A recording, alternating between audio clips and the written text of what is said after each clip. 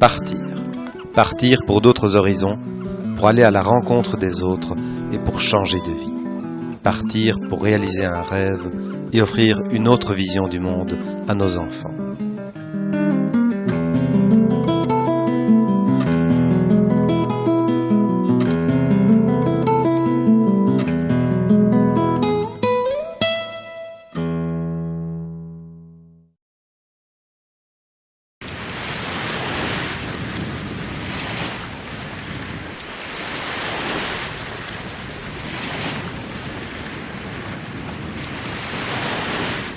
Et c'est bien vrai que peu de personnes ont compris pourquoi nous quittions notre vie bien rangée et vendions tous nos biens pour partir à l'aventure et nous retrouver comme ici en septembre sur notre voilier Carédas dans le redoutable golfe de Gascogne. Voici Sabine, mon épouse, et nos deux jeunes mousses, Manon et Yvan, âgés respectivement de 9 et 11 ans. Quant à moi, le capitaine de cette équipée, je me demande où tout cela va nous mener.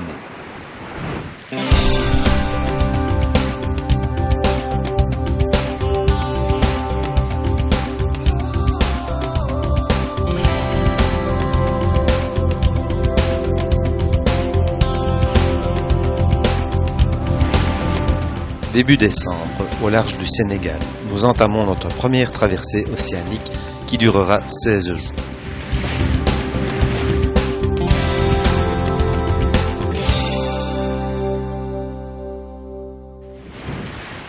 La mer, où que nous regardions la mer, sur des milliers de kilomètres. Peu à peu, nous nous éloignons de la sécurité de la vie à terre, mais aussi de ses contraintes. Une fois l'équipage amariné, le rythme des longues traversées s'installe à bord. Le temps s'écoule alors entre les cours du CNED, le Centre national d'enseignement à distance, la lecture, les jeux et surtout les repas. Yvan est novice et nettoie son premier poisson avec des gants de vaisselle. C'est vraiment dégueulasse. Nos corps doivent s'habituer au mouvement perpétuel de la mer et nous dépensons pas mal d'énergie en essayant de maintenir notre équilibre. Dans presque toutes les conditions, faire le pain sera notre quotidien. Et parfois, lorsque la mer le permet, nous nous lançons dans des préparations plus élaborées. Les enfants ont commandé. Après 9 jours de mer, nous franchissons l'équateur, c'est-à-dire cette ligne imaginaire qui sépare l'hémisphère nord de l'hémisphère sud. C'est un moment important dans la vie d'un marin qu'il convient de fêter dignement. Ah, Tchin tchin. Tchin tchin.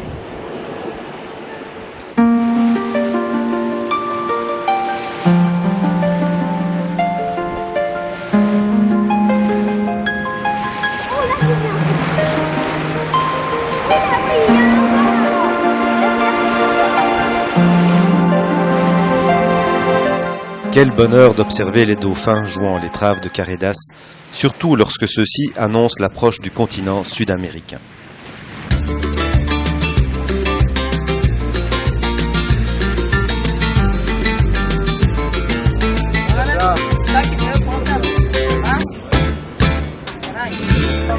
Ce n'est pas moi Tessier qui veut, moi je suis content d'arriver.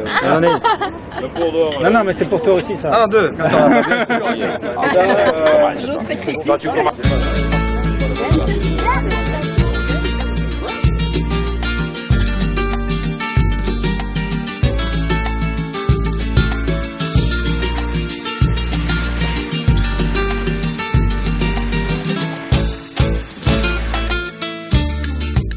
Les îles du Venezuela sont superbes et très peu fréquentées.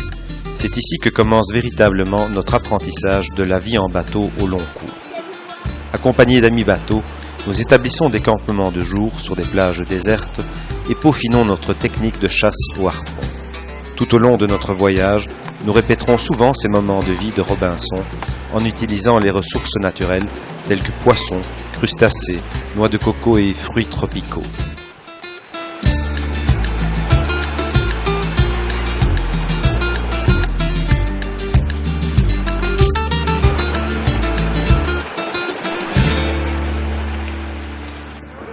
Mais l'intérieur du pays nous attire également et c'est en 4x4, par route et par piste, que nous nous dirigeons vers les hauts plateaux de la Gran Sabana. Oh, paramos aquí. Hein? À l'image de nos boulangeries, cet endroit pourrait s'appeler une cassaverie, puisqu'on y élabore d'immenses galettes à base de farine de manioc qui se nomment cassave. Le domaine des Indiens Warao est situé sur un des bras de l'Orénoque. Certains Warao se sont rapprochés de la civilisation et vivent principalement de la vente d'artisanat sur le seul axe de communication de la région.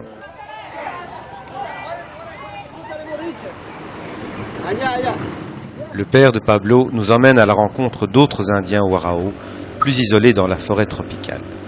Warao signifie en langue indienne « maître de la pirogue ».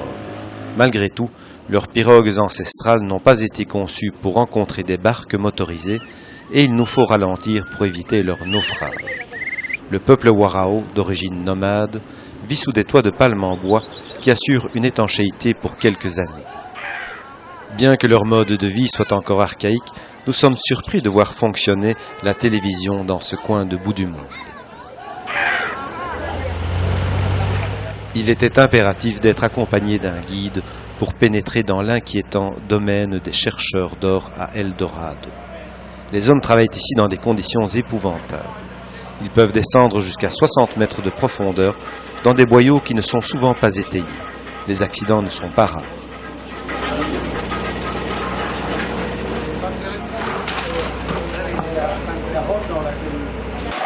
La caillasse, durement prélevée avec des outils à main, est concassée une première fois, puis une seconde fois plus finement, et passe ensuite sur une plaque étamée au mercure.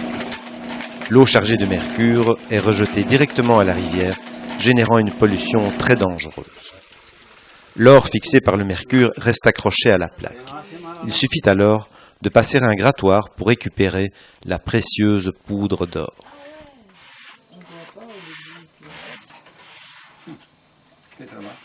C'est de l'or. La Grande Sabana et ses vieilles montagnes carrées que l'on appelle tépuis recèlent bien des pièges, même pour un véhicule tout-terrain.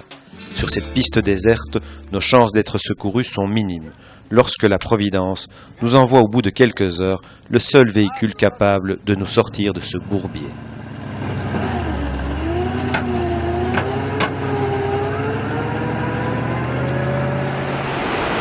La Grande Sabana est traversée par plusieurs cours d'eau dont les chutes sont méconnues et pourtant extrêmement spectaculaires.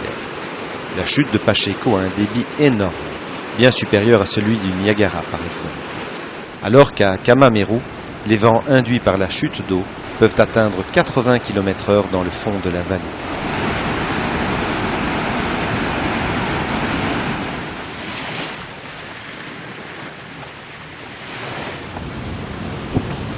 Donc là, depuis 2-3 heures, on a 6-7 conforts. La mer des Caraïbes n'a pas toujours le visage que l'on imagine. Manon, plus sensible au mal de mer que le reste de l'équipage, n'apprécie pas trop ce genre de traversée.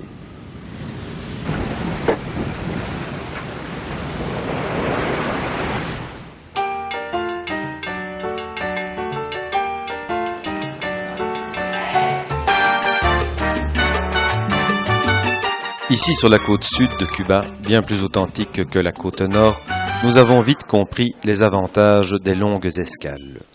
Celles-ci permettent de tisser des liens amicaux et de partager certains moments de vie avec les autochtones. C'est chose aisée ici, car le peuple cubain, dont le taux d'alphabétisation atteint les 90%, est accueillant, curieux et malgré la pauvreté ambiante, généreux. À Cayo Largo, nos mousses sont invités à passer quelques jours dans la petite école. L'apprentissage de l'espagnol fait un bond extraordinaire avec cette immersion dans la vie cubaine.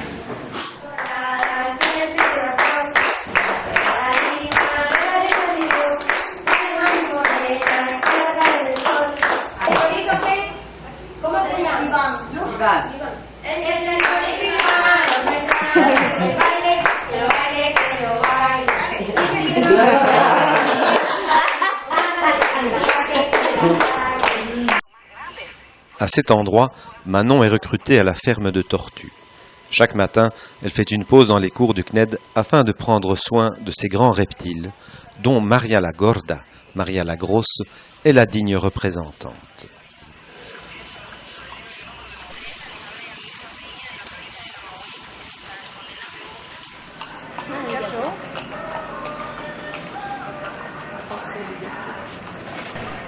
nous nous sommes rendus compte également de l'intérêt qu'il y avait à sortir des sentiers battus et à aller là où les autres ne vont pas, comme ici sur l'Isla de la Juventud, l'île de la jeunesse. Nous empruntons des vélos pour nous rendre sur un site extraordinaire. La Presidio Modelo, construite en 1925 et de conception futuriste pour l'époque, permettait d'offrir le logis à 4000 détenus sous la surveillance d'un minimum de gardiens. Fidel Castro a pu en apprécier le confort lors de sa tentative d'attaque de la caserne de la Moncada en 1956.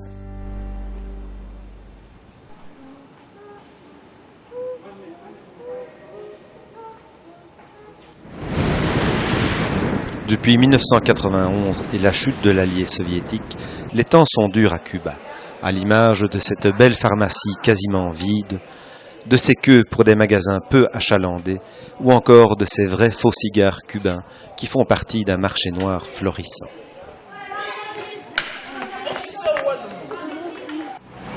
Mais les Cubains sont pleins de ressources et se débrouillent pour faire fonctionner, malgré le manque de pièces détachées, de vieilles américaines âgées de plus d'un demi-siècle. Et puis, les Cubains aiment rire, chanter et danser, comme l'illustrent ces tours de chant spontanés dans les rues de Cienfuegos.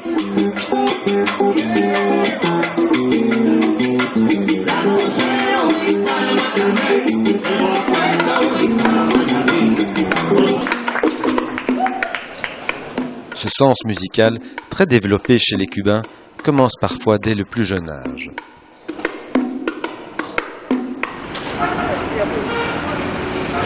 Cienfuegos est la 3e ville du pays et fut un des berceaux de la Révolution. Comme partout dans le pays, l'image du Che est encore bien présente.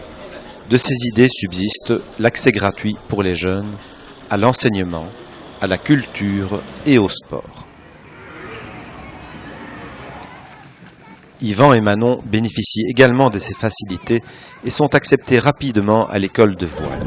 En guise de remerciement, nous invitons à bord une dizaine de jeunes Cubains, amis de nos enfants, pour une journée dans la grande baie de Cienfuegos. L'ambiance à bord est carrément caliente.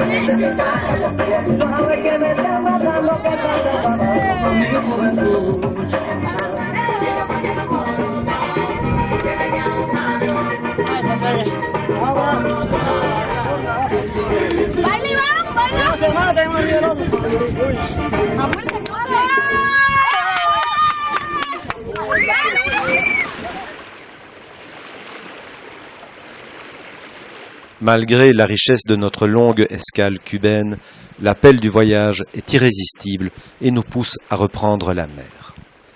Quelques 600 000 plus loin, nous remontons le Rio Dulce, la rivière douce, au Guatemala.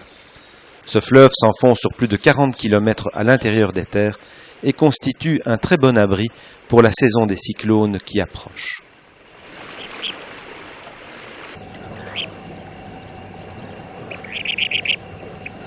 Pendant cette saison cyclonique qui s'étire de juillet à novembre, Carredas restera amarré au ponton. En octobre, le cyclone Iris perturbe toutes nos certitudes de protection et nous fonce droit dessus. Suspendu au bulletin météo, nous l'attendons avec fatalité. Au dernier moment, Iris, extrêmement puissant, incurve sa route vers le nord et effectue une percée dévastatrice au Belize, nous évitant le pire de la tempête.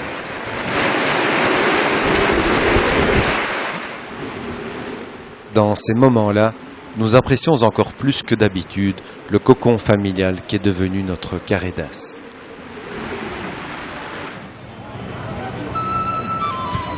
Comme toujours, que ce soit au Guatemala ou ailleurs, nous parcourons les marchés munis de nos sacs à dos, en quête de vivres frais, et essayons de repérer le précieux bureau de poste pour l'envoi des cours du CNED. Parfois, le dit bureau est extrêmement discret et difficile à trouver.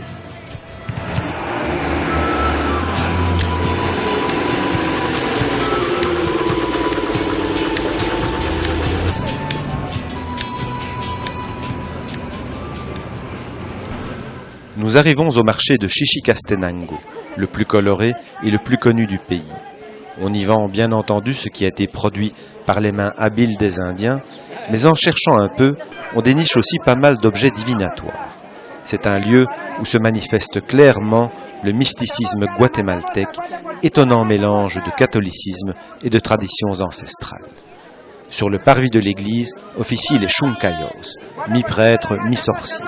Ils sont les intermédiaires entre les hommes et les esprits.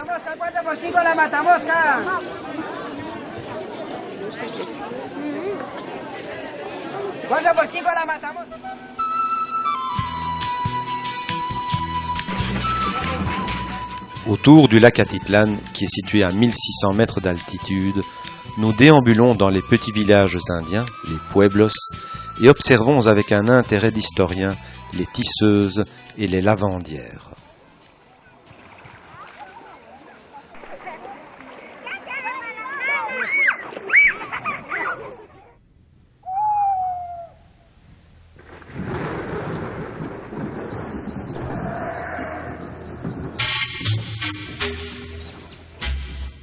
Tikal, les restes colossaux d'une civilisation disparue, l'Empire Maya. Un site d'une sauvagerie extrême, perdu dans la jungle, avec des singes hurleurs, des pumas, des fourmiliers, des serpents ou encore des agoutis. C'est très impressionnant, surtout si l'on songe que tout n'a pas encore été mis à jour.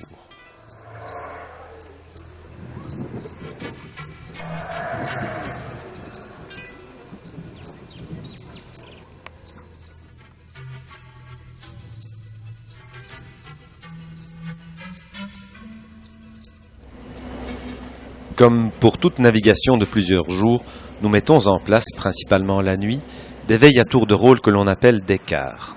Pendant que les autres dorment, la personne de quart guette tout feu dans la nuit noire et surveille les changements de vent et la bonne marche du bateau. Il arrive que nous tracions encore notre route sur les bonnes vieilles cartes papier, mais il faut bien admettre, à condition de naviguer dans des zones bien hydrographiées, l'agrément des logiciels de navigation. à bâbord, papa.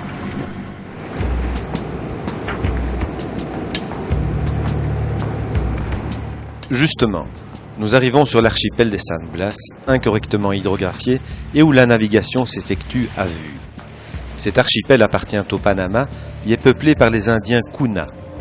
Peuple guerrier, les Kuna ont réussi à garder leurs traditions ancestrales et à obtenir un statut de demi-autonomie en 1925. C'est une société matriarcale bien organisée qui vit encore d'une manière archaïque tout en s'ouvrant lentement à la modernité. Les femmes Kuna se parent de bracelets multicolores appelés winis sur les bras et les jambes. Selon leurs croyances, ces bracelets les protègent des mauvais esprits. Hoy nosotros vamos a comer. En la noche no comimos. No, nada. Y Navidad es una fiesta también para... Sí.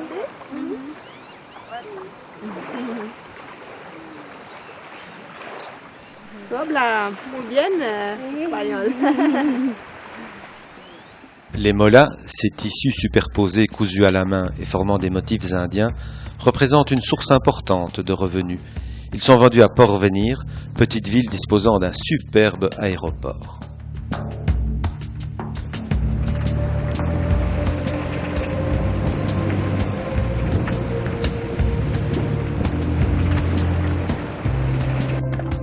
Carredas, bardé de pneus, est paré pour le passage du canal de Panama. Celui-ci a une longueur de 80 km et est coupé de 6 énormes écluses. Le périple commence par les 2 écluses montantes de Gatun, dans lesquelles les voiliers se positionnent derrière les cargos. Nous avons recruté 2 amis, car outre le skipper, il faut 4 adultes pour manipuler les 4 amarres de 50 mètres.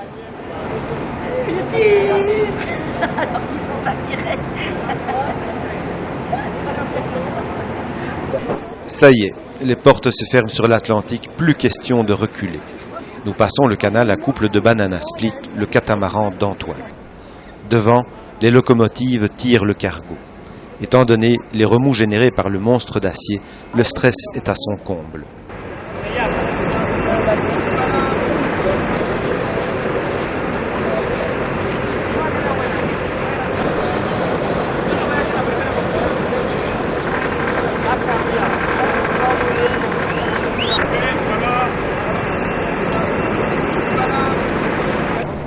La construction de ce canal fut entreprise par les Français avec Ferdinand de Lesseps et terminée par les Américains en 1914.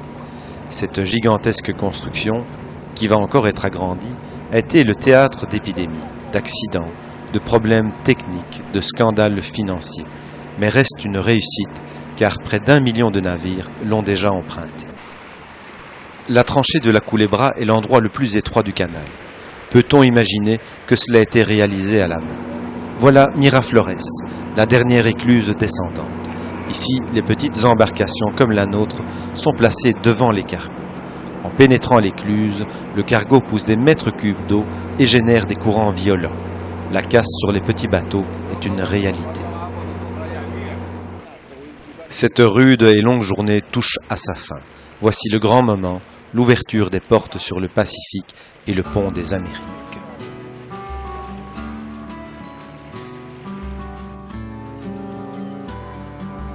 Au Perlas, nous échouons volontairement afin de nettoyer la carène. En voilier, il existe 2 problèmes cruciaux, l'énergie et l'eau douce. Vaguement renseignés sur l'existence d'une source, nous parcourons de nombreux bras de rivière et après une longue exploration, nous finissons par trouver la précieuse source d'eau douce qui nous assure exceptionnellement une utilisation pléthorique.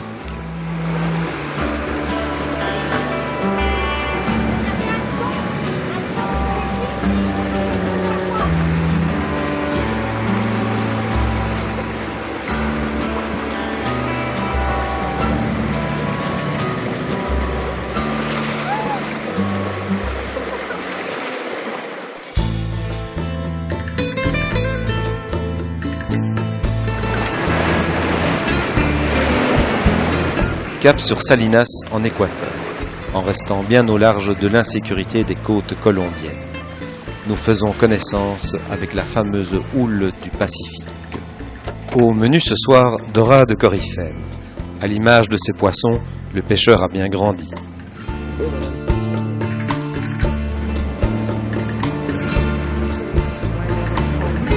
C'est à Cuenca, belle ville coloniale, que l'on fabrique les célèbres chapeaux Panama. Les premières exportations vers l'Europe se firent au départ de Panama, d'où la dénomination erronée. Ces chapeaux de légende sont tressés à la main de façon concentrique avec une paille très fine provenant de jeunes feuilles de palmier, la paja de toquilla.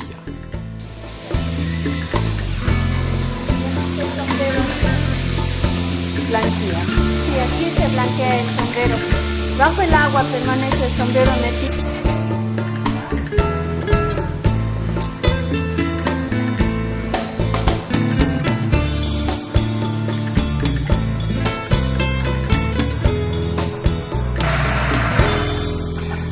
Après les opérations de trempage et de coloration, d'essorage et de séchage, les sombreros sont mis sous presse et calibrés. Selon sa qualité, la confection d'un Panama peut prendre de quelques jours à quelques mois.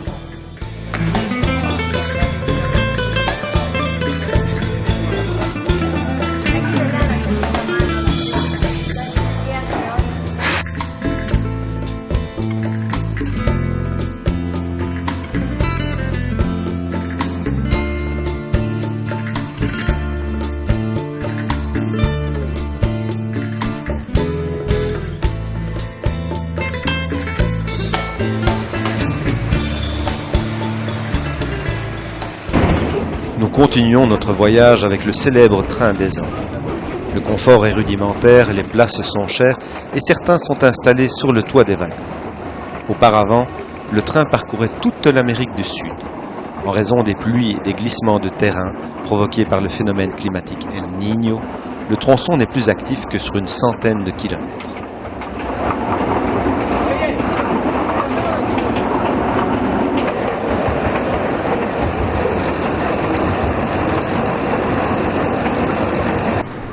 La Sierra, c'est-à-dire les hautes terres centrales des Andes, est toujours peuplée par les Amérindiens. Ils représentent au moins 40% de la population et parlent encore une langue ancestrale d'origine inca, le quechua.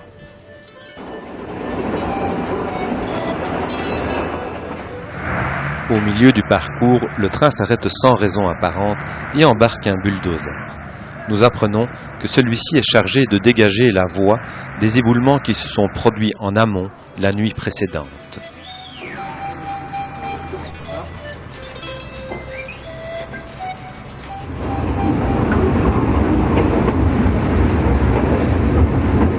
En voyageant dans ce train, nous nous rendons compte qu'il n'y a pas que la navigation qui procure des sensations fortes.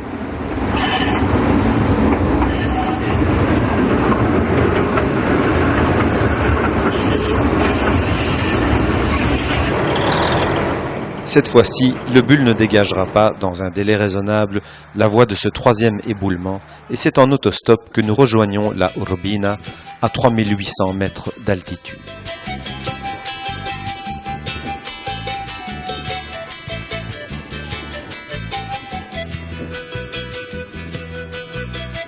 Voici notre logis, une ancienne gare reconvertie en refuge, et voilà notre objectif, le Chimborazo, culminant à 6300 mètres.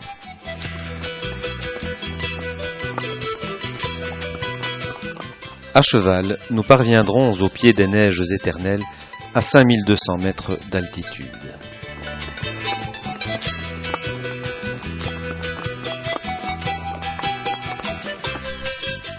L'Équateur est un pays de volcans. Certains sont actifs, d'autres sont éteints comme le Chimborazo.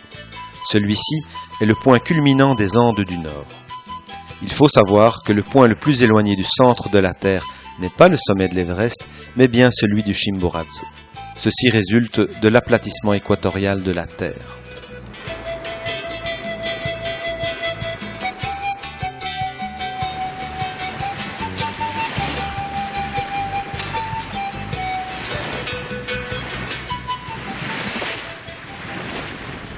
Munis des autorisations nécessaires, nous quittons l'Équateur et naviguons vers l'une de ces 21 provinces, l'archipel des Galapagos, situé à environ 1000 km du continent.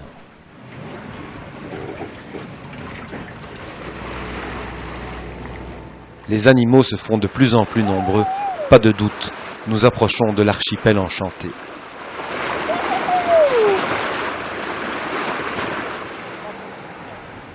Voici les stars des lieux. Nos meilleurs amis, les très malicieuses et très odorantes otaries.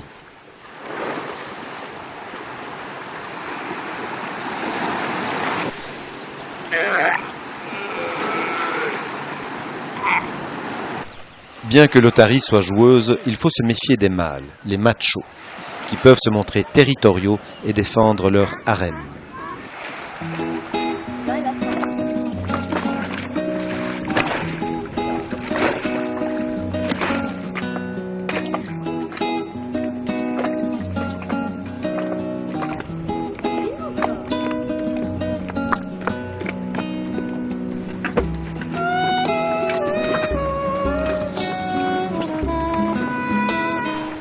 Les Galapagos sont des îles volcaniques et sont un des derniers endroits au monde où l'on peut encore observer ces iguanes marins issus tout droit de la préhistoire. Ce reptile se nourrit d'algues qu'il va brouter au fond de l'océan. Il est totalement inoffensif.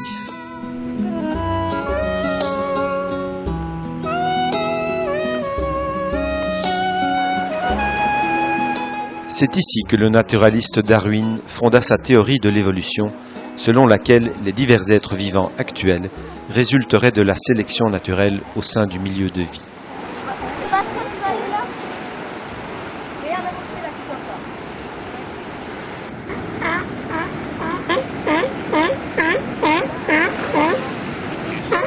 Bien que situées au niveau de l'équateur, ces îles sont baignées par le courant froid de Humboldt qui remonte d'Amérique du Sud et apporte la fraîcheur nécessaire à la survie des otaries et des manchots. Les Galapagos possèdent une faune remarquable. Les fous à pattes bleues sont en période nuptiale et accomplissent leur parade amoureuse. Les frégates sont des oiseaux palmipèdes extrêmement voraces. Voici monsieur avec son jabot rouge et madame en train de couver.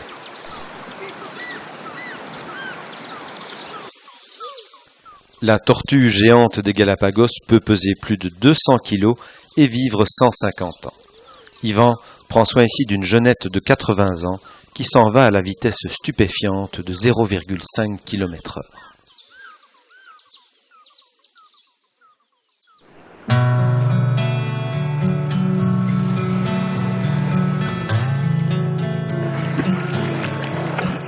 Une dernière baignade avec nos amis les otaries sur l'île d'Isabella, avant de mettre le cap sur d'autres îles où, d'après la chanson du Grand Jacques, l'Alizé se brise.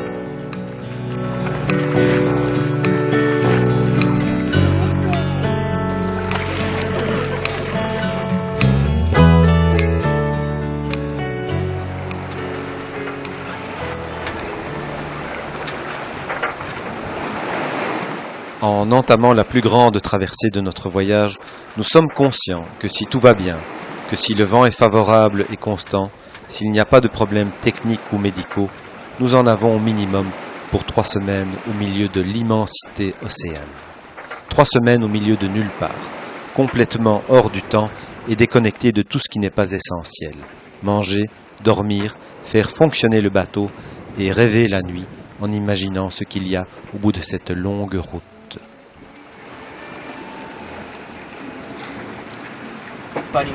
Mademoiselle Sabine, enfin Madame Sabine, Vous pouvez dire mademoiselle, ça me dérange pas.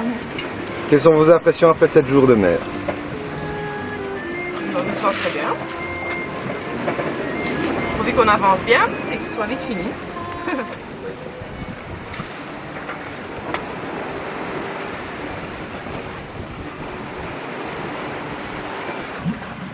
L'allure est portante, le confort général bon, ce qui nous permet de manger convenablement, quoiqu'au fil des jours, l'Alizé forcie pour atteindre 6-7 Beaufort en permanence. Il faut parfois manœuvrer, de jour comme de nuit, réduire la toile ou larguer les ris.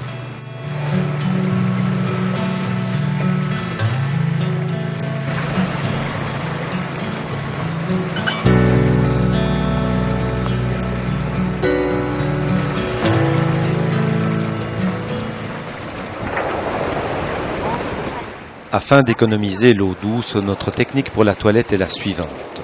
Rinçage à l'eau de mer avec le seau, shampouinage ou savonnage, deuxième rinçage à l'eau de mer et rinçage final à l'eau douce à l'aide de la douchette.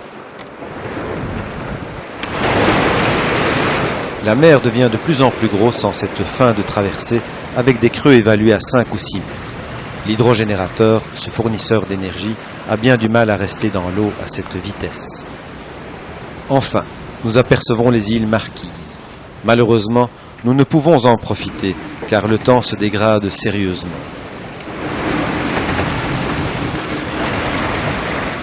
Il nous tarde d'arriver et tout le monde se trouve sur le pont pour la proche délivrance. À l'abri de l'île, la mer se calme et nous permet de rejoindre le mouillage, où nous allons enfin pouvoir dormir horizontalement.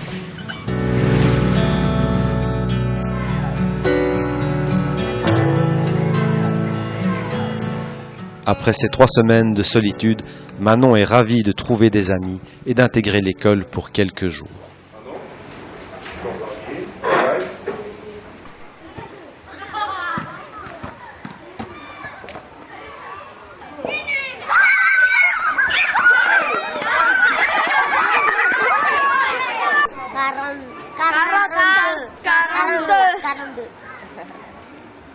Vous êtes sûr?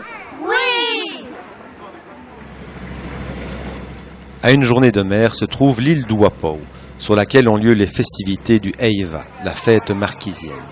Comme à l'habitude, les enfants se font très vite des amis et participent aux réjouissances.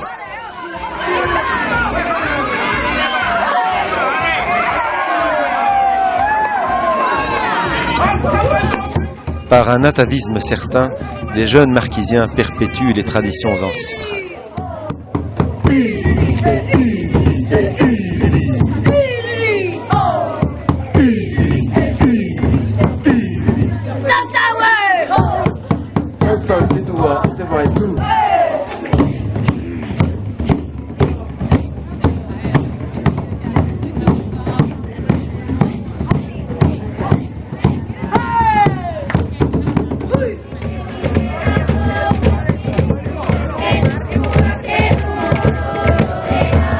Si l'aspect guerrier est bien présent chez les garçons, chez les filles, c'est plutôt une gestuelle délicate qui prime.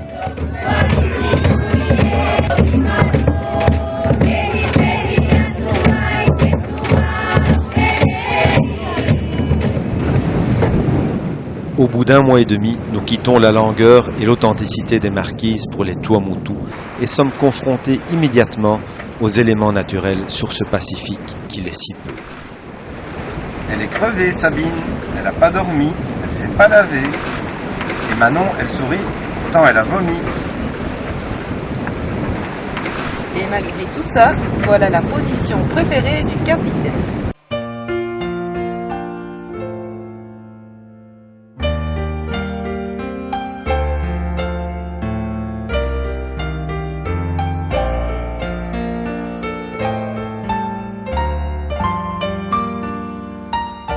L'archipel des Tuamotu est constitué de 78 atolls s'étendant sur 1500 km.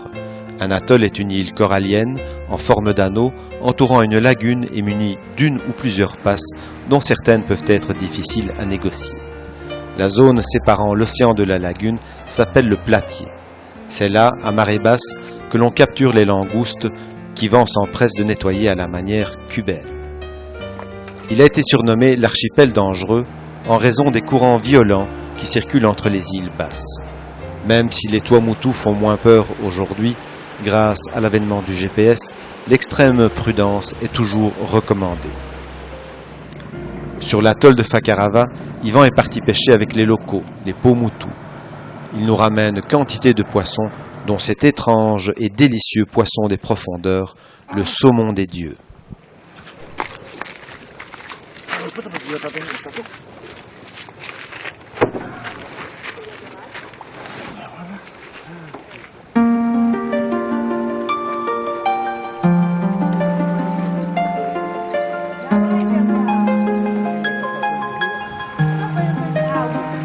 Sur l'atoll de Toao, nous partageons la vie de Gaston et Valentine pendant une semaine. Ils nous emmènent sur leur motu, leur îlot, où ils possèdent une petite exploitation perlière.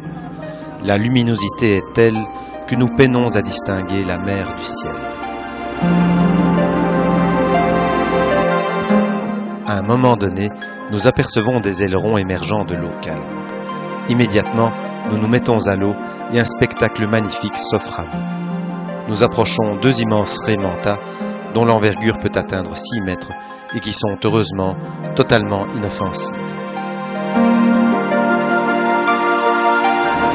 Le motu et son socle corallien sont maintenant tout proches, mais il nous faut auparavant aller chercher les huîtres perlières. Je donne un coup de main à Gaston et ramène les filets. Ok. Dans le grand bleu. Tous les 3 mois. Vous nettoyez.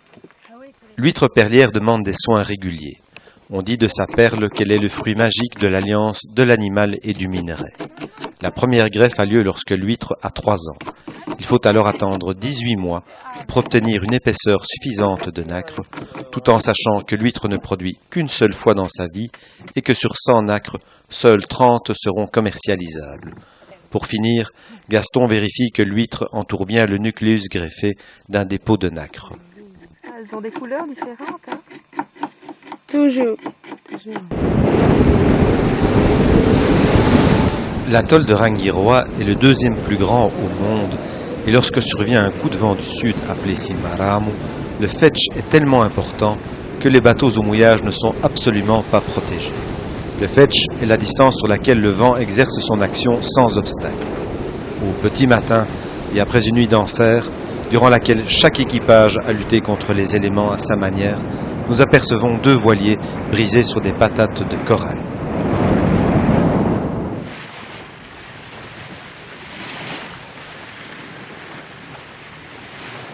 Papeete, chef-lieu de la Polynésie française, est la première grande ville que nous abordons depuis fort longtemps. Durant notre séjour d'1 an entre les différentes îles de la société, nous y reviendrons régulièrement, car toucher une ville est pour nous l'occasion de régler des soucis techniques, administratifs et médicaux. C'est aussi l'opportunité de refaire un approvisionnement de base conséquent, pas toujours facile à réaliser d'ailleurs.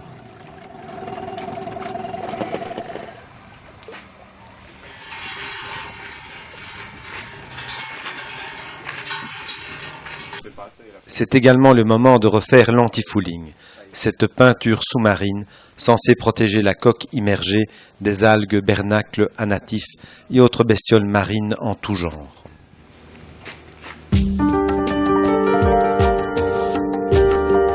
À seulement 10 milles se trouve Moorea, l'île-jardin de Tahiti. Comme les autres îles de la société, son origine est volcanique et elle offre un contraste saisissant entre la mer et la montagne.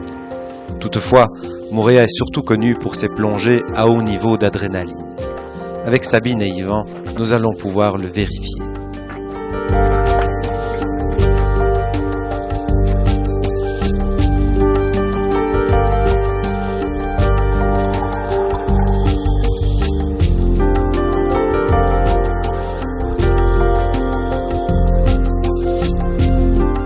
Le poisson clown est un animal très dépendant de son anémone. Il la nettoie en mangeant ses bouts de tentacules mortes. L'anémone, en retour, protège son acolyte car elle sécrète une substance urticante à laquelle aucun autre poisson ne résiste.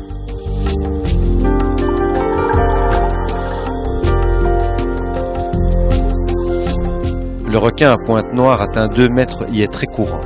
Sauf si l'on commet des erreurs, il n'attaque pas l'homme.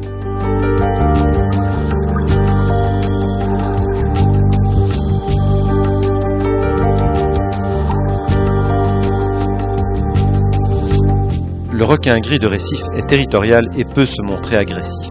Il atteint 2,50 m. Mais c'est le requin citron qui est ce jour-là le seigneur des lieux. Il atteint 3,20 m et est très impressionnant. Je m'empresse d'ajouter que les accidents sont rares si l'on respecte certaines règles de bon sens et que comparé à l'homme, le requin n'est pas du tout à la hauteur dans la catégorie grand prédateur. Il est d'ailleurs en voie de disparition.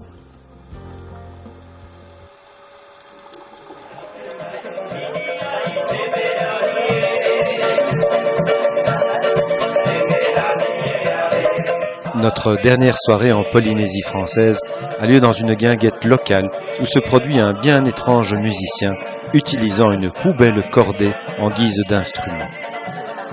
Il semble bien que le moment soit venu pour notre petite Vainée d'effectuer un dernier pas de tamouré avant que nous hissions les voiles vers d'autres horizons.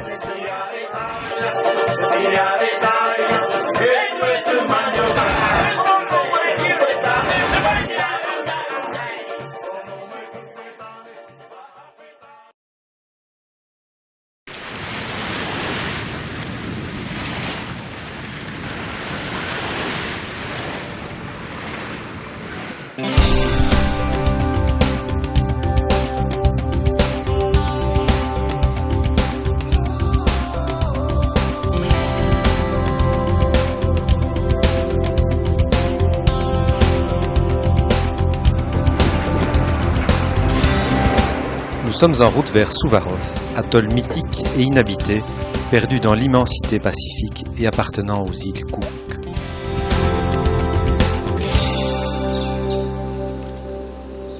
Tom Neal, un Néo-Zélandais, y vécut en ermite durant 17 ans, en complète autarcie, dans ce cabanon. Son aventure extraordinaire fit l'objet d'un livre, An Island to Oneself, édité et traduit en plusieurs langues.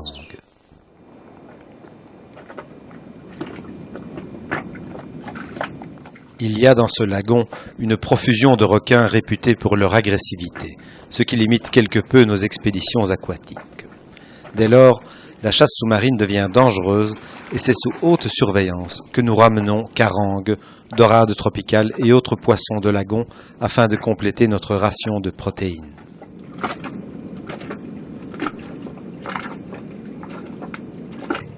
Après 3 années de voyage, le CNED reste une priorité. Manon est au cours de techno pour la soudure, alors qu'Yvan se débat avec un sujet de dissertation.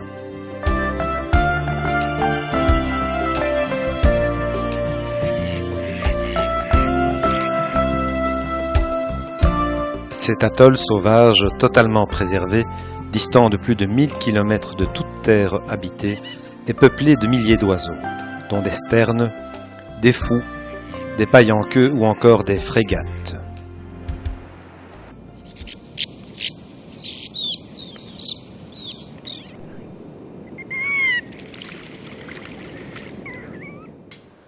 Ce KVE, ou crabe des cocotiers à la chair très appréciée, est le plus grand arthropode terrestre connu.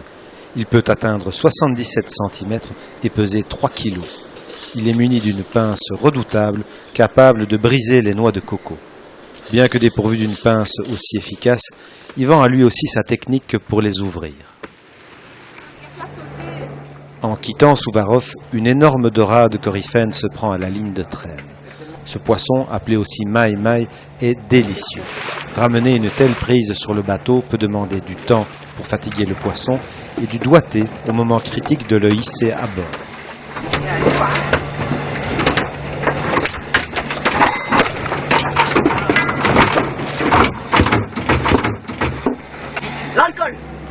L'alcool versé dans les ouïes du poisson est un moyen efficace d'abréger son agonie.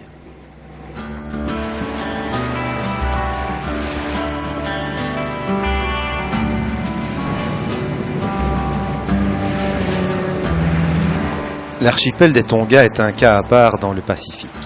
Outre le fait que le pays soit dirigé par un roi, les Tonga n'ont jamais été colonisés. Autre particularité, il y a très peu de corail et les îles hautes, fortement érodées, donnent naissance à des grottes très profondes.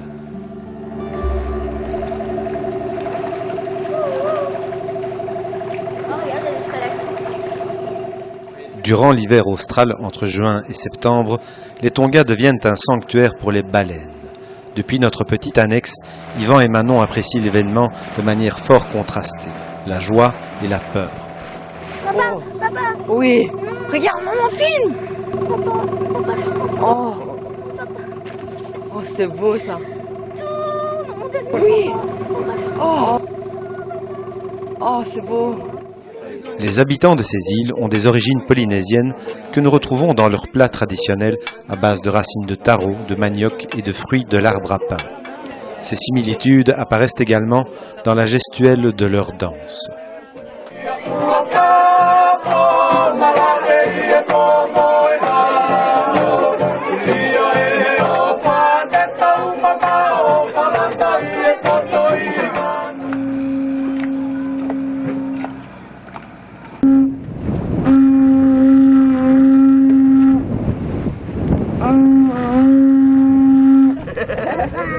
Hello. Hello. Malo lele. Malo lélé. Allez Yvan, winch, winch. On est beaucoup trop poilés là. Il faut réduire la toile.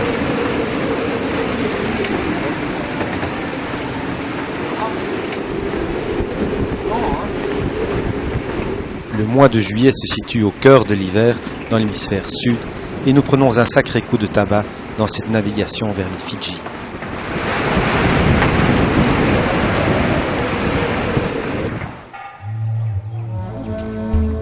Nous sommes à Savu-Savu, sur l'île de Vanuatu aux Fidji.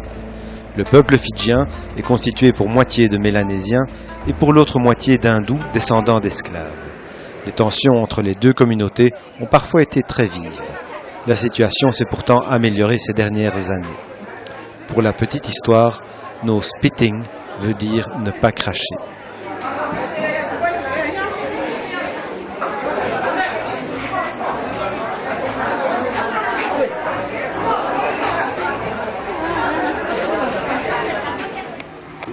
Ah, ça va. Sweet? She's too young for sweet? Qui one? She wants? The même lolly? Yes. Nah, the track is just there. Okay, It's just a track like that. just follow it. It's easy. It's easy.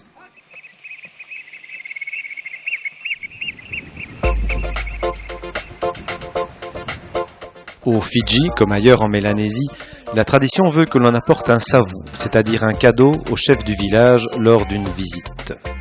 Dans ce village typique, les hommes sont aux champs et nous sommes reçus par les femmes pour la traditionnelle cérémonie du kava. Ce breuvage, tiré de racines et élaboré parfois dans des conditions d'hygiène douteuses, a une saveur terreuse et poivrée. Le kava est fort apprécié dans tout le sud-ouest Pacifique pour ses vertus anesthésiantes et euphorisantes.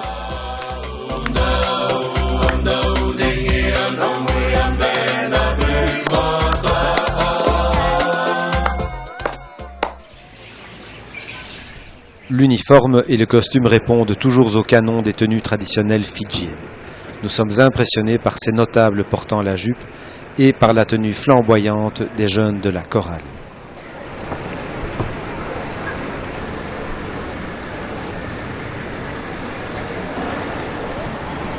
La fréquentation des lieux de culte est importante au Fidji, qu'il s'agisse de temples hindouistes ou comme ici d'églises méthodistes.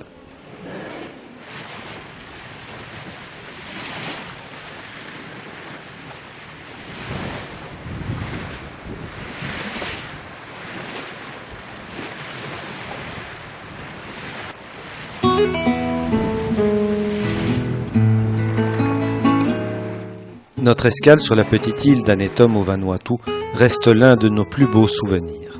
Lensi nous accueille et parle français. Et chaque année, il y a une fête?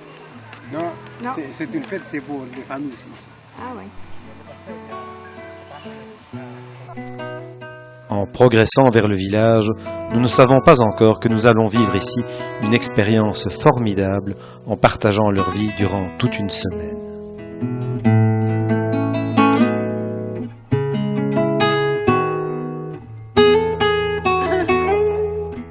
Ici, ni eau courante ni électricité, seulement l'essentiel. Tout est dénué d'artifice et pourtant il ne manque de rien. La vie s'écoule paisiblement entre le travail pour la communauté et la douceur de vivre. On se lève et on se couche avec le soleil, qui est le seul repère temporel. Ceux qui ne travaillent pas dans la forêt passent la journée autour du feu à préparer du taro ou de l'igname à l'aide de coquillages. Yes. This one.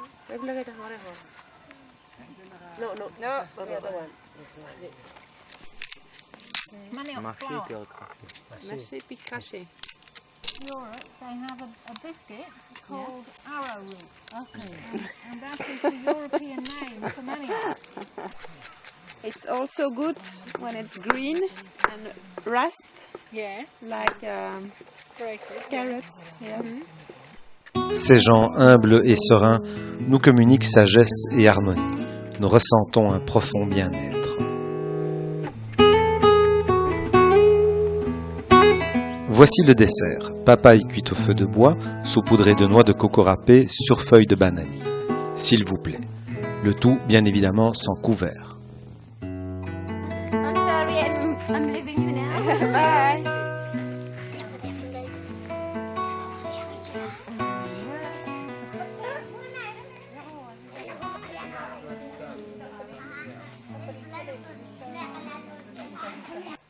Devant la petite église, Mayra, l'institutrice, explique à Sabine qu'elle a fait ses études à Port Vila, la capitale, et est revenue au village natal pour instruire les enfants.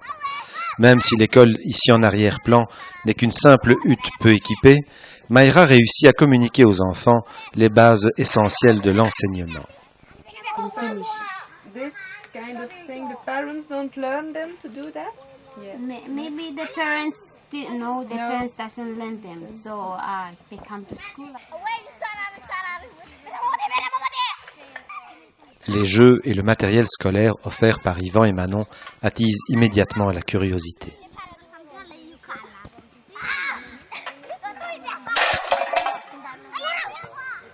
La fin d'après-midi est un moment de convivialité pour les plus jeunes, qui se réunissent autour du terrain de volley, alors que chez le chef, on prépare le repas du soir qui sera consommé obligatoirement vers 6 heures avant la tombée de la nuit.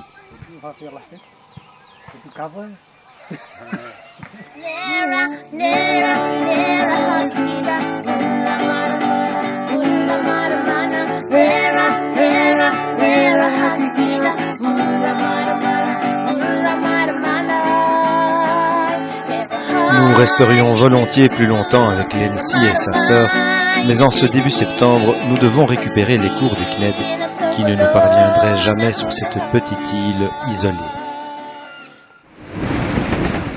Décidément, le Pacifique Sud-Ouest ne nous aura pas épargnés. Par un froid de canard, nous continuons notre route avec un vent de 7 Beaufort et des creux impressionnants. Je ne vais pas dire ce que je pense du Pacifique Sud-Ouest. Je n'ai pas encore arrivé. On ne va pas se fâcher.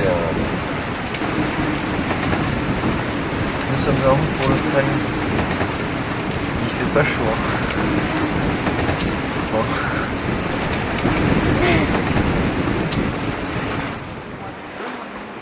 Mais le mauvais temps n'est jamais très long dans ces contrées et sous un soleil radieux, nous allons faire connaissance avec le mode de vie australien.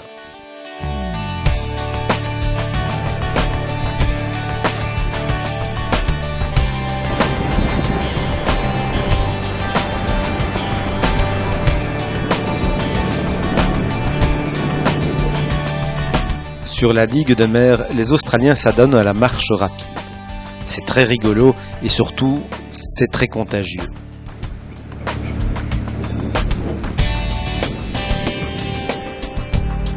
Bundaberg est une petite ville sympathique de 50 000 habitants. Nous y restons 3 mois.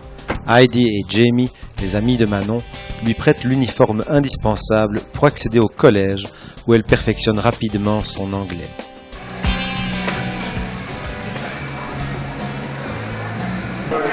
À l'âge de l'adolescence, Manon est ravie de ces longues escales qui permettent de s'immerger dans le milieu scolaire et social.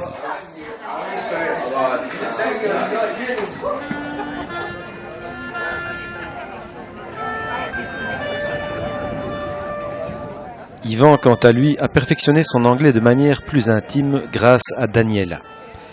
Mais une fois de plus, il faut s'arracher aux amis, car l'heure des adieux est venue. C'est là peut-être un des aspects frustrants de notre mode de vie.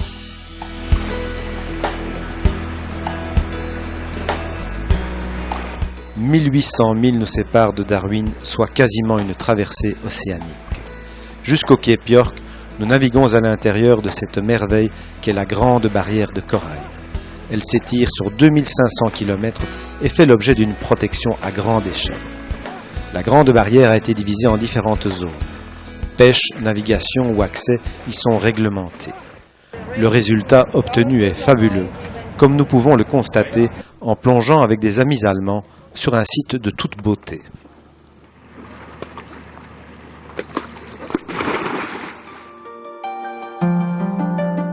Les mérous sont des poissons extrêmement curieux et familiers lorsqu'ils ne se sentent pas en danger. Nous progressons dans une eau cristalline et admirons au passage ce magnifique poisson trompette. La murène souffre d'une mauvaise réputation, complètement injustifiée et probablement due à son allure de serpent. Toutefois, elle peut infliger une morsure dangereuse si on la taquine de trop près.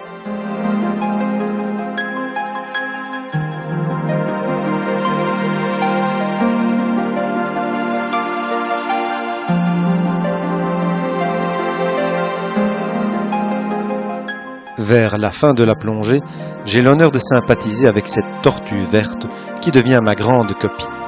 Les coquillages sont bien utiles pour sceller notre amitié.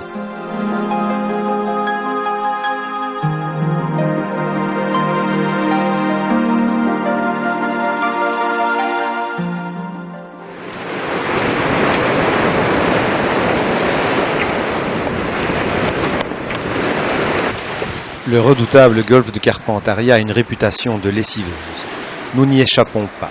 Mer croisée et courte, vagues hachées et déferlantes. Dans de telles conditions, les activités sont réduites au minimum et l'on se prend parfois à rêver d'un chalet dans les Pyrénées ou d'une maison dans la région Nord-Pas-de-Calais.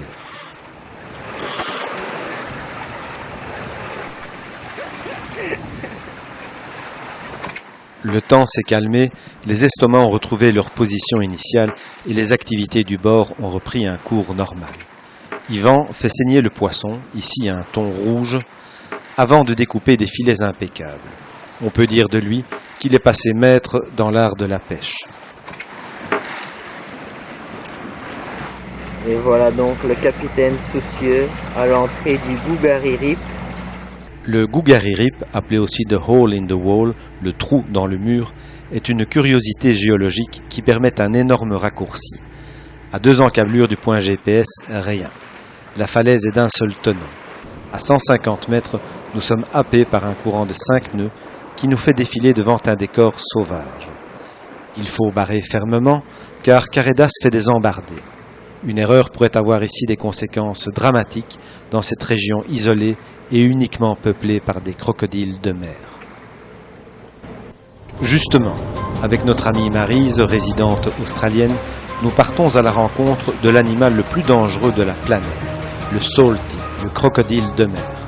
Nous sommes sur l'Adelaide River et il y a ici une densité de salties tout à fait effrayante. Le plus gros spécimen capturé en Australie mesurait 8,40 mètres.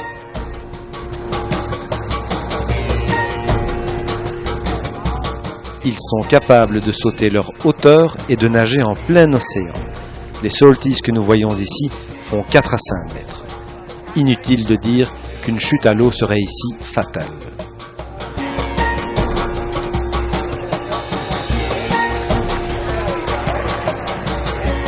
Au besoin, les salties peuvent se manger entre eux, comme celui-ci qui y a laissé une patte.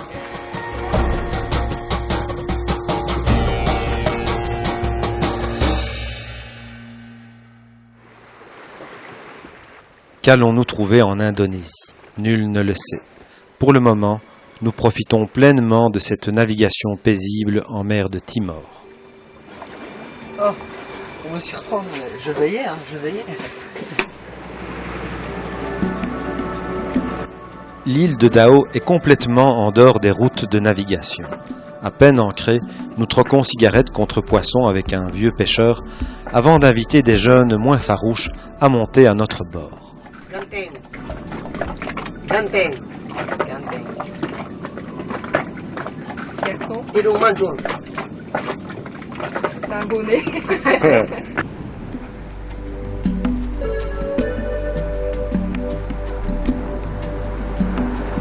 Malgré les 50 mots d'indonésien que nous avons appris pendant la traversée, la communication ne va pas être aisée.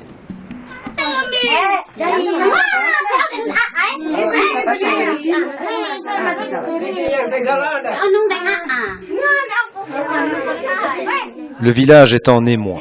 Une partie de ses habitants tente de prendre place dans la petite maison où chacun veut être pris en photo accompagné de Manon ou d'Yvan. Il reste le langage des signes et des sourires. Les jeunes sont très curieux. Ils ont rarement vu des peaux blanches et se marrent à la vue du catogan d'Yvan. Dès que nous arrêtons de sourire, ils prennent peur. Il faut dire que chez eux, sourire est comme une seconde nature.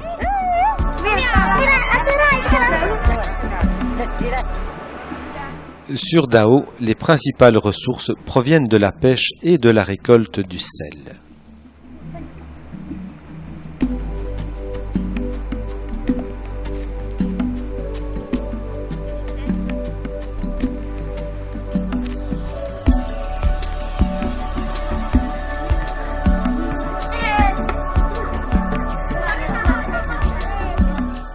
À leur contact, notre apprentissage de l'indonésien progresse de manière spectaculaire.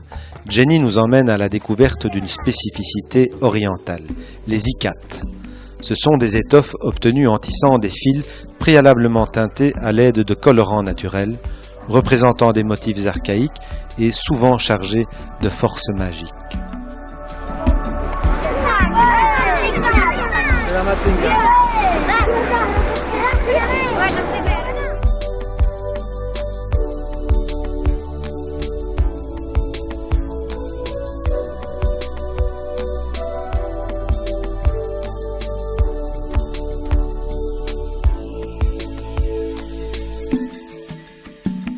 Les petites îles de la Sonde offrent une étonnante diversité de paysages, même si l'aridité et les récifs volcaniques dominent ces îles du bout du monde. Sur l'île de Flores, le volcan Egon est entré en éruption. Heureusement, les alentours du volcan ont été évacués à temps. Sur Caredas, c'est la catastrophe. Le nuage de cendres a tout recouvert et s'est infiltré jusqu'à l'intérieur.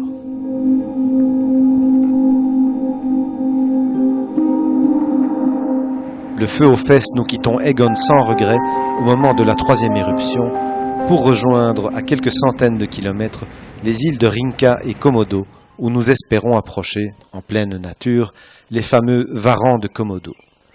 Dans cette savane aride, nous apercevons des buffles qui constituent leur nourriture de prédilection.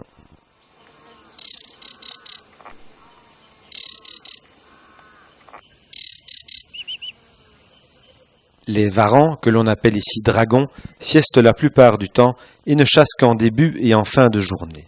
Leur belle couleur rosée indique qu'ils ont récemment festoyé.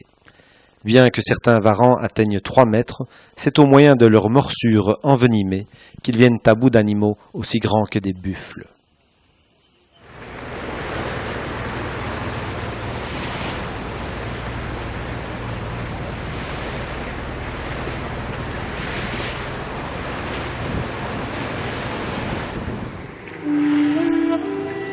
Bali, l'île des dieux, que nous découvrons à bicyclette en progressant à travers les rizières. Des générations de Balinais ont aménagé le paysage, terrassé les collines en gradins, creusé des canaux d'irrigation et déboisé pour cultiver l'indispensable riz.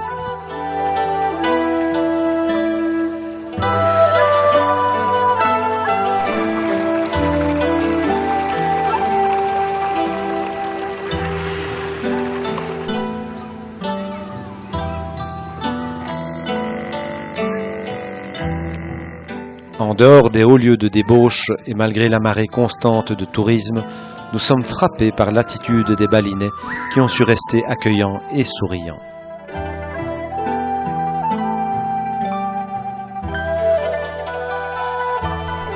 À Bali, l'hindouiste, chaque jour de l'année qui en compte 210 seulement, est l'occasion de multiples offrandes portées en échafaudage sur la tête de femmes pour la plupart habiles et en tous les cas joyeuses. Un événement important se prépare, Galungan, la cérémonie de la pleine lune. Tout Bali est en effervescence. Après quelques hésitations, notre ami Ranon est prêt à nous emmener dans son village, en dehors de toute influence touristique. Nous serons d'ailleurs les seuls étrangers.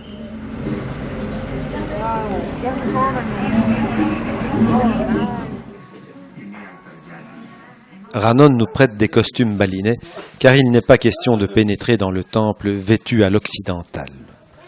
Nous sommes beaux comme des dieux. Ranon, pris par ses occupations, nous laisse seuls et nous rejoignons le temple où commence à affluer le monde.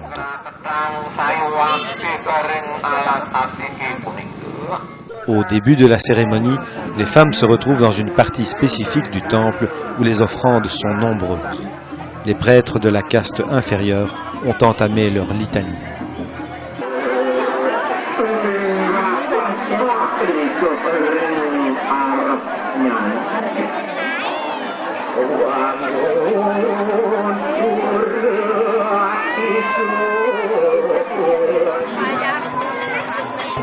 L'atmosphère qui règne ici est étrange et envoûtante, encore accentuée par la musique lancinante des nombreux gamelans. Yvan converse avec de jeunes balinais en attendant la venue du prêtre de la caste supérieure, sans lequel aucune danse ne peut commencer. On nous a demandé d'être très discrets. La première danse à laquelle nous assistons est le baris. Le baris est le guerrier balinais. Cette danse est pratiquée par de jeunes garçons.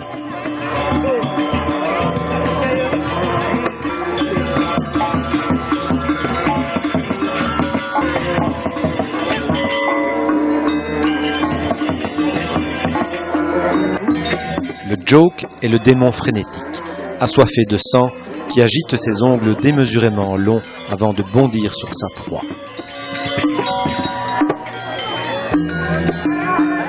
Tout cela impressionne pas mal Manon, dont l'attention est encore accrue par l'arrivée du baron.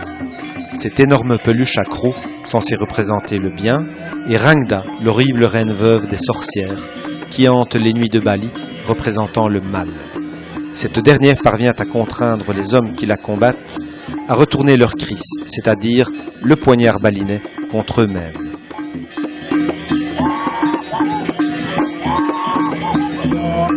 Il faut tout le pouvoir magique du Barong pour éviter la mort de ses compagnons et pour vaincre Rangda. Au cours de cette cérémonie, certains danseurs entrent en transe réelle et retournent effectivement le kris contre eux.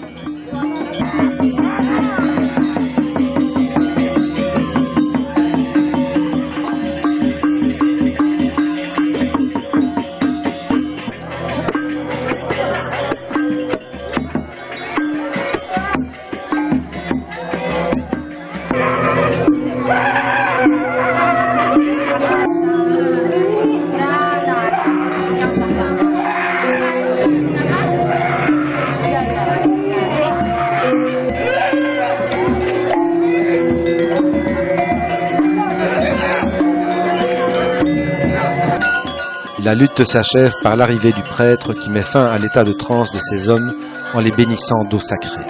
Malgré cela, un homme toujours en transe continue son combat contre le mal qui a maintenant pris l'apparence du feu.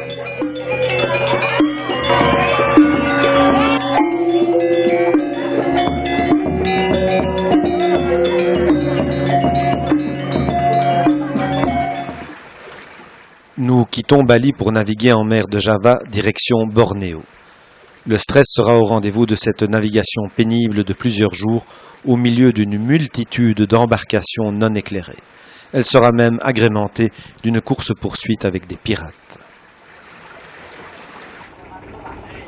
Sur la Kumai River, nous laissons un gardien sur Karedas et embarquons dans ce long sampan indonésien pour plusieurs jours au milieu de la forêt tropicale, à la recherche d'orangs-outans dans leur milieu naturel. Denson, notre guide, est Dayak. Bien que descendant d'anciens cannibales, il est très sympathique.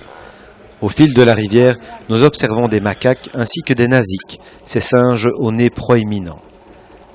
La déforestation à outrance a amputé 2/3 des forêts de Bornéo et a engendré la disparition progressive de toute une faune annexe. Toutefois, depuis une dizaine d'années, certaines associations essayent de sauver les derniers orangs-outans, littéralement hommes de la forêt, et ont créé le Tanjung National Park.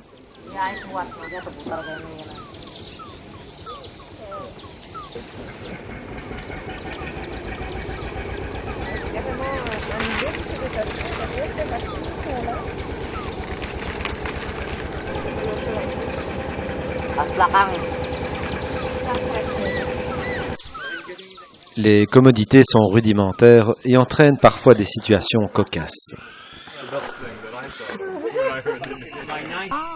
Cernés par les cris et les bruissements de la forêt, nous dînons et dormons en pleine nature, protégés par les moustiquaires, car le paludisme ici est endémique.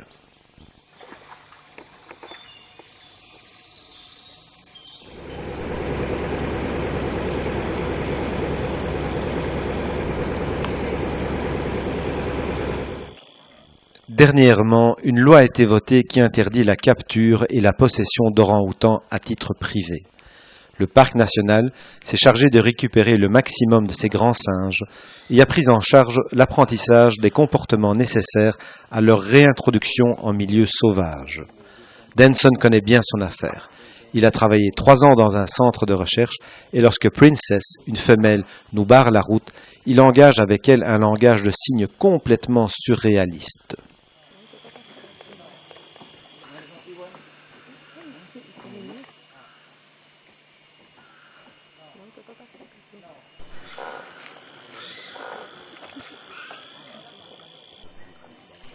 Peu après, c'est une autre histoire, car c'est Win, un mâle dominant d'une centaine de kilos qui se tient en travers de notre route. Même Denson et son acolyte sont impuissants. Pas question de discuter, il nous faut attendre le bon vouloir de Win.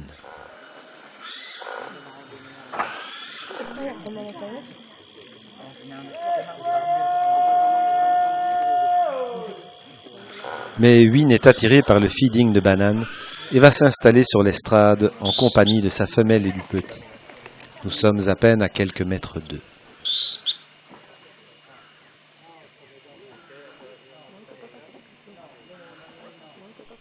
L'orang-outan, notre lointain cousin, est menacé par la déforestation, les incendies de forêt et la chasse illégale.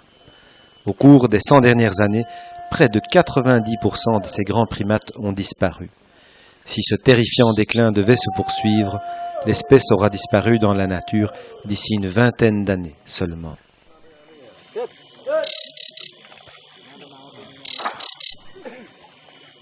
Après avoir passé près de 3 années dans l'hémisphère sud, nous franchissons l'équateur pour la 4e fois et repassons dans l'hémisphère nord.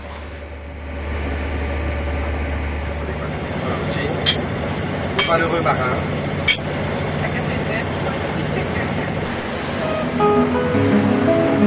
Le détroit de Malacca est un long couloir maritime de 800 km séparant la Malaisie et Sumatra.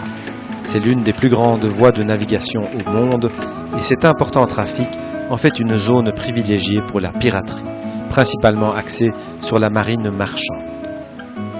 En outre, il est nécessaire d'y assurer une veille très rigoureuse, car il est sillonné par d'innombrables embarcations de pêche qui chalutent ou placent des filets et des pièges à poissons peu ou pas signalés.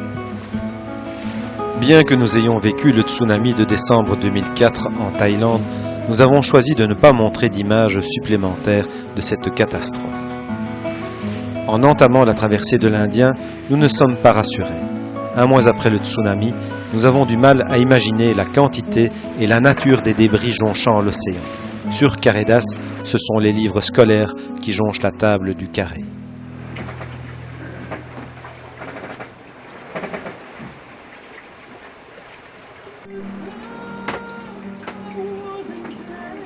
Le 27 janvier, 4e jour en mer, traversée de l'Indien, vers les Maldives.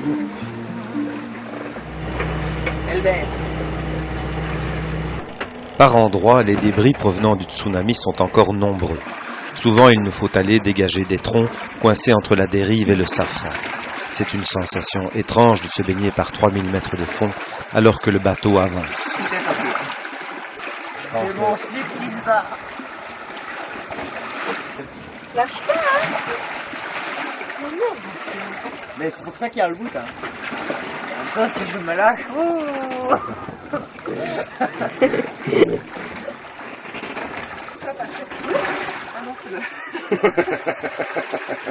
Au large du Sri Lanka, un bateau s'approche et nous coupe la route. Nous sommes inquiets, mais ce sont simplement des pêcheurs.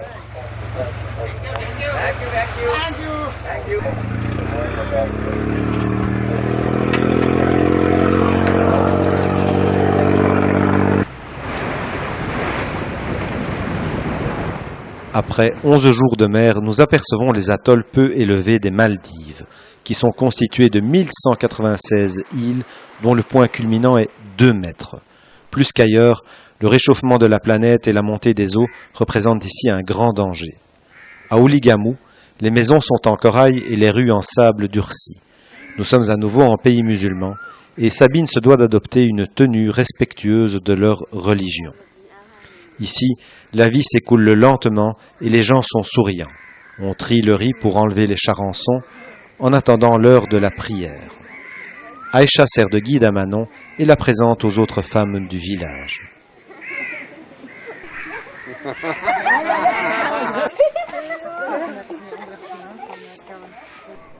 Encore un plein de diesel folklorique, avec malgré tout une méthode astucieuse pour éviter de s'en prendre plein la bouche.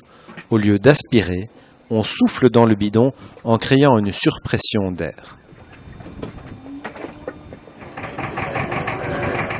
Les voiliers en route vers l'Europe se sont regroupés à Uligamou afin de négocier en convoi le passage du périlleux golfe d'Aden. Celui-ci sépare le Yémen de la Somalie et est certainement l'endroit le plus dangereux au monde en ce qui concerne les actes de piraterie sur les voiliers. Après mûre réflexion, nous estimons que la navigation en convoi n'est pas une bonne solution et décidons de tenter notre chance seuls en passant en plein milieu de l'étroit golfe. Caredas progresse tout feu éteint, radar allumé en permanence, en s'écartant systématiquement de toute embarcation. Par la radio, nous apprenons que plusieurs voiliers ont été attaqués. Je vous laisse imaginer l'angoisse qui nous a habités durant ces quelques jours, et c'est avec soulagement que nous relâchons dans le port commercial de Djibouti. Notre euphorie est rapidement tempérée par l'état sale et répugnant de la ville, par les complications administratives et le sentiment de n'être pas le bienvenu. J'ai à peine le temps de filmer le petit marché des réfugiés somaliennes avant d'être interpellé par la police présidentielle.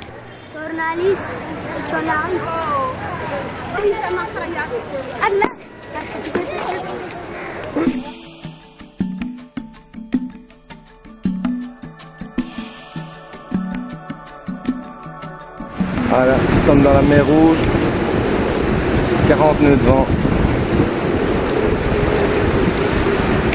Sabine est inquiète comme dans le golfe de Gascogne. Vent aussi. Vent aussi.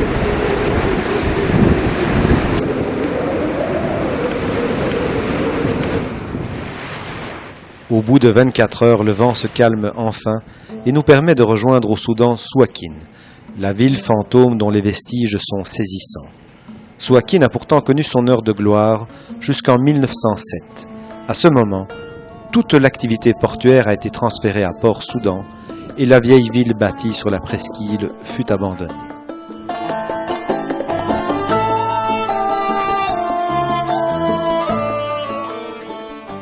L'histoire de Souakin a également sa part de légende. La reine de Saba y aurait fait halte sur la route qui la conduisait au roi Salomon.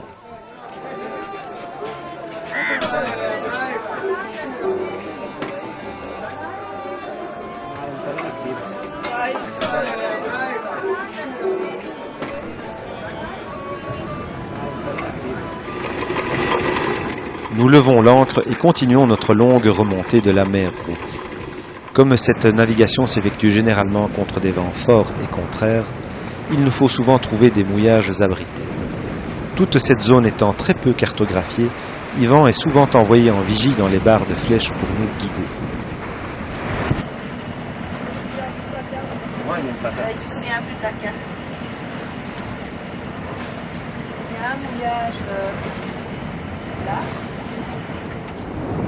Une marsa est un port naturel protégé de la mer par des récifs ou des langues de sable.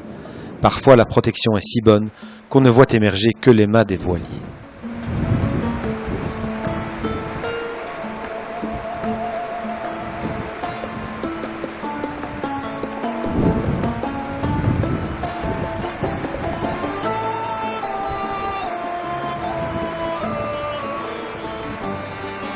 Ces dromadaires faméliques semblent être les seuls habitants de ce désert.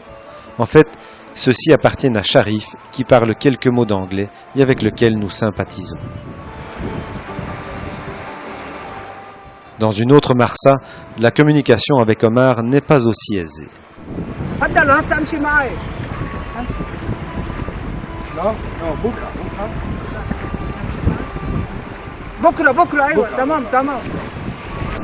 Ces hommes du désert, nomades, vivent dans le dénuement le plus total. Cependant, Omar est très fier de nous montrer ces deux balbuzards pêcheurs dressés pour la capture du poisson.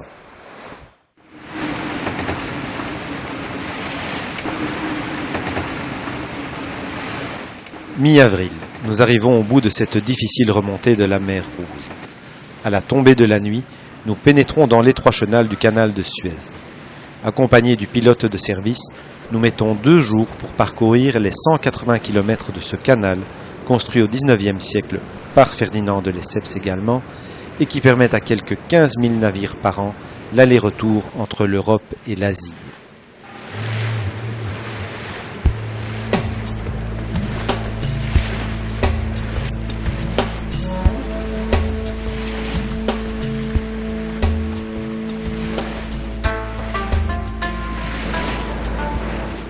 En arrivant à Port Saïd et en Méditerranée, nous arrivons presque au terme de notre voyage au long cours. Durant ces 6 années, nous avons emprunté les chemins de traverse, heureux de découvrir et toujours liés dans la difficulté.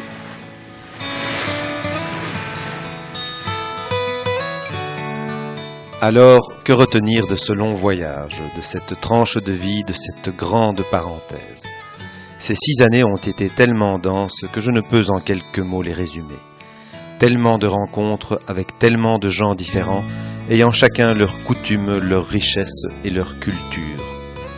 Une constante cependant, je me suis aperçu pendant toutes ces années que dans les régions où les populations ont réussi à garder leur identité et leur dignité, la force et la fréquence du sourire est inversement proportionnelle au niveau de stress que la vie moderne et civilisée implique. Ce qui est certain, c'est que de tous ces gens rencontrés, jamais nous n'oublierons la puissance de l'amitié, quelle que soit la langue, le mode de vie ou la nationalité. C'est à Yvan et Manon, futurs adultes, que je laisse le soin de conclure en répondant à une question très fréquemment posée. Tu répondais quoi au début au lycée quand on te demandait quel pays tu avais préféré? Mais je crois que des beaux pays, il y en a encore pas mal sur la Terre et que c'est le fait de rencontrer des gens qui rend le pays intéressant. À présent, voilà,